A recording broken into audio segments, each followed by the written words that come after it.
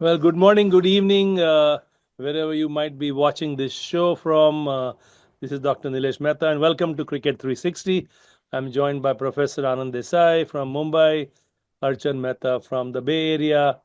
Ash, you are on the East Coast, I believe, right, New Ash? Jersey. New Jersey. And of course, Subbu from North Carolina. Well, the IPL is going like gangbusters. A total of 74 matches in this 2025 edition, and 46th match is going on as we speak. And the way things are stacked right now, uh, talk about the Mumbai Indians catapulting themselves to the second place, and Surya Kumar Yadav now getting the orange cap. So having multiple wins in a row certainly has helped the Mumbai Indians to get to position number two, right behind the Gujarat Titans. Delhi and the Royal Challengers of Bangalore form 3 and 4 at the moment. But let me start off with the Mumbai Indians. What a turnaround for this franchise. Historically, they have been slow starters. They are they lose a few games, maybe win here or there. But Professor, you being in Mumbai, what is the buzz about the Mumbai Indians? Uh, yeah, hi, and good afternoon, good evening, good morning, good night from here. I'm not saying good night, good evening. It's a bit late. It's about 10 p.m. here. But I mean, the buzz, Mumbai Indians, is the buzz is never only in Mumbai, right? They have a fan following everywhere. And of course, they're a star studded side. So, I mean, they have a following. Everywhere. And I mean, it's a team which is a high performance system, as I've always maintained. It's a high performance system in place, and so you very rarely see a Mumbai Indians go through a an entire tournament. I think probably happened once or twice at the most in the 18 in the 17 editions that we've had. Most of the times, they will pick up because of the system that is in place. And if you look at, they had 4 losses, 1 win and 4 losses. At that point in time, it looked as though there were question marks, but there were also hope. Because of what Mumbai Indians have done in the past, there has been a time when they actually lost the almost the first 5 games out of 6 they had lost, and then they went on to win the tournament. I think this was in 2015. So everyone knows what Mumbai Indians can. They're a dangerous side, and my God, I mean, you have 5 wins in a row now, and they're looking invincible, both at home as well as away. The way they're playing, so Surya Kumar Yadav leading the run charge. He is now become the has the orange cap, the most number of runs, and is striking at 169. That is potent. A 169 strike rate, and going very well. Really on the batting side, on the batting front, you also have Rickleton. Playing his role right at the top, but also Rohit Sharma, a couple of innings. You always look forward to somebody like him firing. So, and then you have people in the middle, Amadhir, Tilak, Verma, producing some goods, but you have also now the presence of Jasprit Bumrah, who is maybe not on his own, but certainly he's fired the bowling unit, right? So, I mean, Right. as a unit, I think they're coming together very nicely. Yeah. One, They're looking dangerous. The one thing that I want to steal something from Archan because his all-time favorite cricketer Tendulkar recently had his birthday. So maybe this correct. was a birthday gift to Mr. SRT by winning those matches. But Archan, I want to talk to you about the Rajasthan Royals. Even the most loyal of the Rajasthan Royal fans would concede that the show has not been quite royal for this franchise. And Gujarat Titans, their next match that they have, Shubman Gill's men have won 6 of their last 8 games. And Sanju Samson, or other, you would say Rian Parag's team, they have lost 7 out of their 9. So, what has gone wrong with the Rajasthan Royals franchise? The problem with Rajasthan Royals is when the Rajasthan Royals go to like a housewarming party of other IPL players. You know what they bring in the gift wrap? They bring 2 points to the other teams. It's been that sad. And when you create a movie, 120-minute movie for Rajasthan's batting, people only go to theater for the first 60 minutes because the second half does not get played or does not get shown. And that's been the story of Rajasthan Royals chasing and losing the last 3 innings. It's been a major slump. After two strong seasons of 22 and 23, they've only managed to win 2 out of the 8, sitting at the bottom three. Of course, there has been, if you think about way back to the auction, it's been, the lack of Joss Butler, Chahal and Ashwin. We can see the overseas bowling is also underwhelming, exception of Jofra. There have been times where Ryan Parag's and Sanju Samson form has been very inconsistent, maybe dented due to captaincy's pressure. It's been a lack of game changers where we are seeing it from the other sides, like Asutosh, like Prab Simran, like the others from the other teams, and there's definitely some sort of leadership gap where we are seeing this with Rian Parag's team, like you said. But it's a classic example of Rajasthan, who were considered a Moneyball team at one point, but now it's just poor auction strategy and confused team planning. And Coach Dravid's, I guess, fitness by himself is not helping them a lot. Yeah, we don't certainly have one of our usual contributors, Karthik, perhaps because he knows that the CSK franchise is probably the fan base largely disappointed. We certainly miss him, and a lot of the CSK fans have expressed their disappointment about how they performed. Even Coach Fleming has mentioned in a press conference that perhaps looking back at the auction, things went wrong. But Ash, coming to you, the Royal Challengers of Bangalore have a habit of winning away games. I mean, they seem not to own the Chinnaswamy, but they seem to be doing so well on away games. So, what everybody always talks about this home court advantage, right? In matches and all that. The RCB franchise doesn't really that math doesn't apply to them, Ash. I think it's also in relation to their history of never really performing at the highest stage. Sometimes you do need to win at home. And they've never had that invincibility aura for them when they need it the most. And it's always funny for me to witness them batting outside of Bangalore, and they're less under pressure. They perform consistently. I feel like when they come home, they have the crowd, I think, builds too much tension for them. Whereas Chennai used to operate, I mean, besides this season, used to operate the opposite way, where as soon as they enter Chennai, it's just they were at ease and do things in their own methods. I think Bangalore always gets in front of themselves and struggle in that manner. Yeah, Subbu, Oh, it's if you look at latest. the yes, Subbu, I have a question for you. Sure.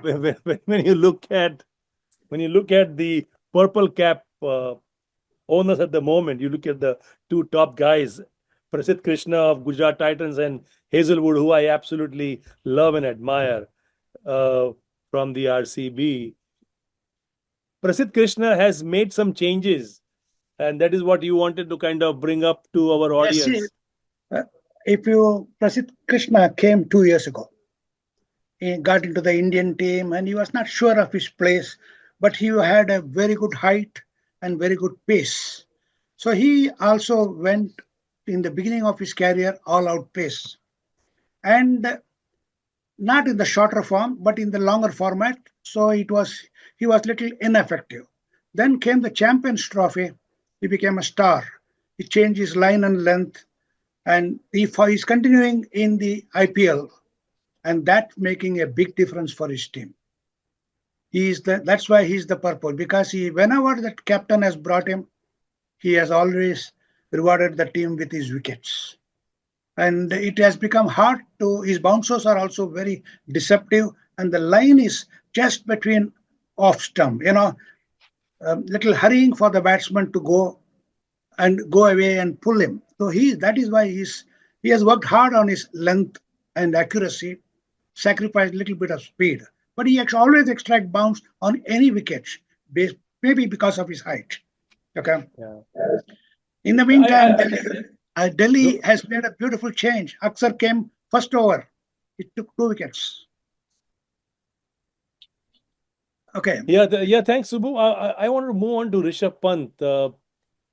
Obviously the most expensive player of the IPL, in IPL history rather. He fell for his sixth single-digit score in 9 innings this season for the Lucknow Super Giants. Now that is very much un-Pant-like. I just wanted to open it out to everyone who would want to chime in about this whole Rishabh Pant relative failure syndrome. Is it the captaincy? Is it the price tag? Is it the new team? Combination of all of the above?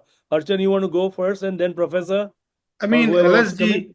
yeah, I mean, LSG always has been in sort of a public display of dissatisfaction with their owner and their star captain or the players. Last year it was KL Rahul with Goenka, and this year it's not been that public, but just with LSG,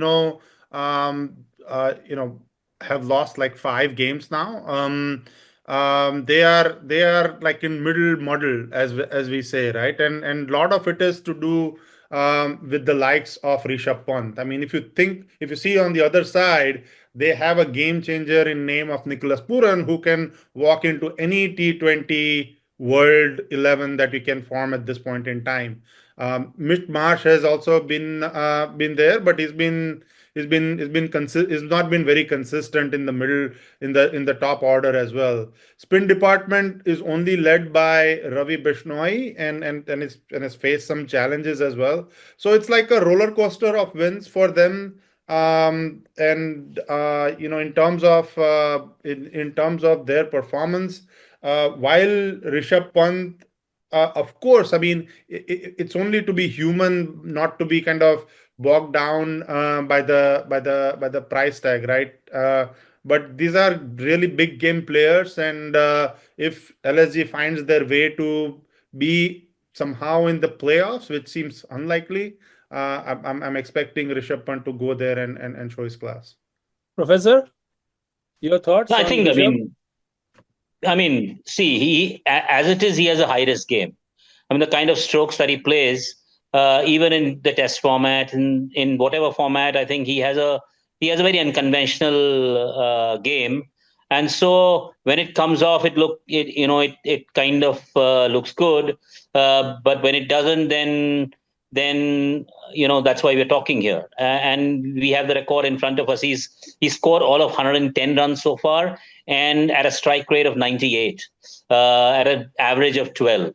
So that speaks for itself. I think what Lucknow Super Giants find themselves in a bit of a spot, because they had two guys that were firing at the top. The three foreign players, which is Markram, Mitchell Marsh, and Nicholas Puran.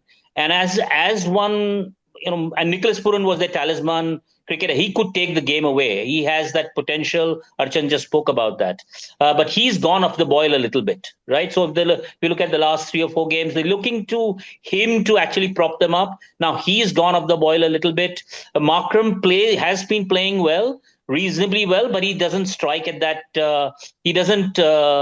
He's striking around 140, close to about 140, 140, in the mid 140s. There's Mitchell Marsh, who started off fantastically. He has the potential and the ability to kind of take it away, but he's also not been, as Archan said, not been not been striking at that. He has been reasonably consistent. 30s, 40s have been coming in. Even today's game, I thought he scored this. He had a score of 30 plus. But he's not been striking at that level. And with Rishabh Pant's form, I think that is compounding the problem for LSG. The only on the bowling side for me, actually, the difference had been Digvesh Rathi. I think the big difference was Digvesh Rathi because he was the one uncapped player who are actually the one bowler that they could depend on. The only one who is bowled from their side, only one that is bowled the quota of four overs in every single game, right? But he's also now, how much could he do singularly? And today's game saw that he went for 48 of his four, and of course Mumbai just blew them away. So it's just a lot of things that are compounding together, and Rishabh Pant's own form is not helping a little bit. I One want to. thing Yeah, go Oh, ahead, Ash. one thing to add about, I mean, besides his performance as a batter, the hope is that for LSG, Punt brings the consistency as a captain, and I think he's done a good job of at least rotating bowlers a little bit and introducing them into the format and getting them more used to the matches. So, in that sense, he has started to create a little bit of stability, which Archan said was LSG's kind of weakness. Hopefully over this season it'll be a growth time, and then next year you'll see a lot more progress in that stage. From one wicket keeper to another wicket keeper, southpaw, Ishan Kishan. A little interesting tidbit for all the Cricket 360 fans that it was the MI versus the Hyderabad match in this year's IPL. It was the third over, I believe, of Deepak Chahar, where there was a delivery going down the leg side. He tried to flick it away. There was no edge, but Ishan Kishan just walked. He just walked, and the umpire never gave him out. It's only when he left the playing area and headed back to the pavilion or to the dugout that he was given out. So kind of In interesting fact, that nobody appealed. nobody No one appealed, and appealed as well. he just so that was kind of a very bizarre thing. I do not recall in the modern era where you have the ability to get DRS and all that, and that brings out the point that could the dugout have uh, appealed something, Ishan, go back, you were not out. I mean, I wonder if, just for sake of discussion, that a batter goes out back to the dugout and everybody knows except him, boss, you did not nick it. It was not a catch. So why are you walking out? One Yeah, thing that reminds me is the was the Border Gavaskar Trophy and something similar, not something similar, but Mitchell Marsh was given out, and he didn't nick the ball, but he started walking, and that kind of is very similar to what Ishan Kishan had to do. I don't know if somebody can say that hey, you didn't nick it and you go back, but boy, the way he started his IPL with a Oh, remarkable century of wow. 106 of 47 balls was just lighting up the kind of the naysayers for him. But then the way overall SRH has been, his form dipped except for the last game against CSK where he scored 44 of 34 and chasing the victory for them. But yeah, that was quite intriguing after. Now, Yeah, just to if you just to take just to wrap up our show, I want to go by all of you and have you giving me your closing comments of what to expect in your thought process of this IPL in the remaining matches. Let me start with you, Subbu, and then Ash, Archan, and then we'll close with Professor. Subbu? Sure. Just to the Archan's last comment, Ricky Ponting said he will never walk because there is an umpire. That's his job to give me out. Then I will walk. Okay. Uh, Going back to Professor's comment on MI, I thought what changed MI? That one tactical move, desperately they brought Karan Sharma into the last but third match, and that turned. Now he is a permanent bowler, and the entire team came with that win. Rohit Sharma came as an impact player, and he has full energy. He has performed very well. Today, Bumrah came as an impact bowler. He took 4 wickets. Terry Bolt has come back. So the whole team, in fact, they have pushed Tilak Verma in the background now. He's still waiting for his chance to perform. Fine. So now, what to expect in the playoff? Now playoff is just between the top 6. The other 4 teams are literally, they have very limited chance, barring a miracle for KKR. I wish something happens. So the tussle is between, today is a very interesting match. We expected DC to win over RCB, but we don't know what will happen today. So that's Mumbai has already gone to second position, but they have played 2 matches more. GT has played only 8 matches.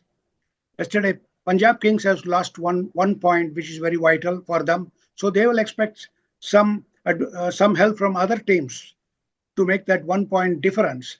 So still it is open. The only 2 positions probably is guaranteed, like GT and DC. Maybe Mumbai has RCB might join them. And right now it looks like to me that RCB is going favorite under Parag's captainship. Sounds good. Ash, your words of wisdom? I mean, sadly, I'm a CSK fan through and through, and for me, the what I take light in this season is seeing what they can do in the last few matches to adapt for next year, and seeing how they change their style. I know Dhoni is always going to be part of the conversation and part of the marketing because, granted, he brings in more money than anyone else. But I'm always curious to see how a team performs when they're at the bottom of the table. I mean, look at Mumbai Indians last year; they were very poor, and this year they started with some inconsistency and brought through that run rate and everything. So I'm going to be curious to see how CSK play through for the rest of the year, with hopefully with some positivity, with some new players. Okay, sounds good. I feel sorry for you, Ash, but there is life after next season as well. So, Archan? The 2 teams that surprised me the most, ones at the bottom half and the ones at the top half, the Sunrisers Hyderabad, who I think most of us would have picked to be sitting happy in the top 4, and Delhi Capitals, who is sitting happy in the top 4, are the 2 surprising teams for me. Gujarat Titans as well.